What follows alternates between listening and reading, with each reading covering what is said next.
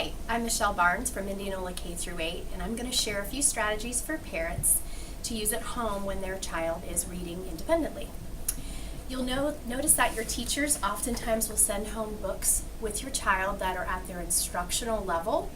And as a parent, we oftentimes will ask, how can we support our kids at home and meet the same needs that our teachers are at school? Reading should be fun and not stressful, and it should never feel like frustration. So as parents, the last thing we want to do is frustrate our child. So what I'm about to do is share a little bit of information with you to help you, hopefully, understand how reading with your child can be very successful and not frustrational. First of all, one thing to remember is that reading is meaning making, not just word reading. Reading is comprehending while word solving, and reading is actually being able to use 3 cueing systems which are really important for parents to understand. A cueing system is how your child attacks a word that is newer to them in print. The 3 systems that we use as readers are, the first one is called meaning.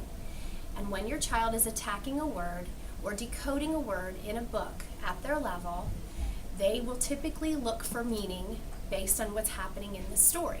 So they're asking themselves, does this word make sense in the story that I'm reading? Secondly, you think about the semantics of the English language. When the child decodes a word, does that word make sense in the English language that they are substituting or attacking? The third strategy, or cueing system rather, is the visual strategy. And that is the word that they are attacking or decoding. Does it visually look like another word in the English language? Parents might ask how pictures come into play. Pictures and the use of the use of pictures and a child using the pictures to attack an unknown word are part of the meaning system. You never want to cover the pictures up for a child because they are trying to make sense of the story. As a parent, when your child is learning how to read and they come to words that they need to know how to decode, you need to prompt them appropriately. And this changes with their reading development. Typically, kindergarten children, as noted on their grade card, will be in levels PC to level D, maybe an E. We call these readers emergent.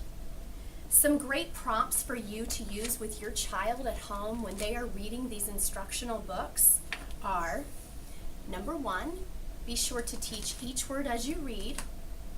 Number 2, use your pictures for clues. And number 3, now go back and reread the sentence. What will make sense there? I have also created a handout for you to keep at home that have these simple prompts.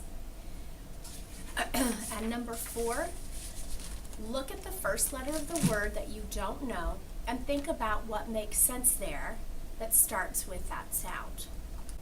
Prompts such as these are what we like to call as teachers scaffolding. And a scaffolding, just like in a building situation, lifts the child up as an independent reader. As the child moves through that emergent stage, out of kindergarten into the 1st grade, you'll see their biggest leap in instructional levels.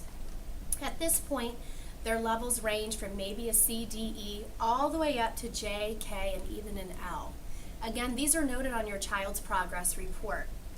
Remember that these levels are not set in stone, and that's because of development, and so you'll see a wide span between those. So just like as your child grows as a reader, the prompts for a parent to help them out when decoding a word are going to change. As a reminder, again, the 3 cueing systems you'll see your child using are the meaning of the story, the semantics of the English language, and the visual strategy of visually looking at the letters in the word. The teacher will ask your child to stop pointing to each word because it will begin to slow down their fluency.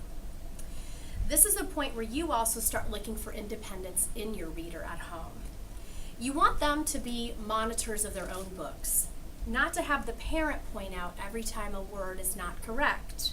For example, if your child reads, "The horse was ruining fast," it's not in the child's best interest for the parent to go back and point out that mistake in the word. You want the child to realize that ruining does not make sense with what's happening in the story. There's no ruining, for example, the meaning of the story. But visually, ruining looks like the word running, so it makes sense they might attack it that way. Semantically, a horse could run fast, but wouldn't typically run fast. So you can see a little bit of how those strategies come into play.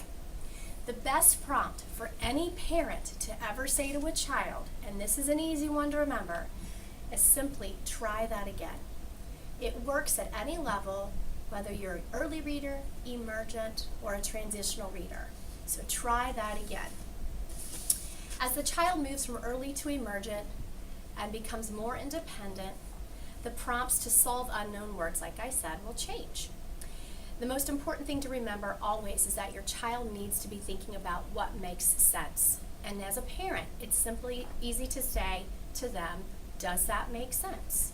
Or what makes sense there? From here, your scaffolding begins with the least amount to the most, and you'll notice this as your child becomes more of an independent reader that you won't need to scaffold as often or give them more prompts. So some examples again of prompts which I've included on your handout are, try that again, and it's okay to say that a couple times after the child has tried the attempt several times.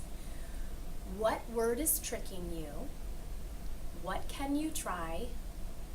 Read it again and think about what would make sense there. Look at the word and are there parts that you know? Or even run your finger under the word and put all the parts together. The one thing I want to bring to your attention is notice that I have never once said, sound it out. At our school, we believe that reading development does not include sounding out words because only 25% of the words in the English language will actually sound out. Think about the word the. You would end up with t, h, e. Or the word she, s, h, e. Teaching a child to sound it out is really breaking apart their fluency.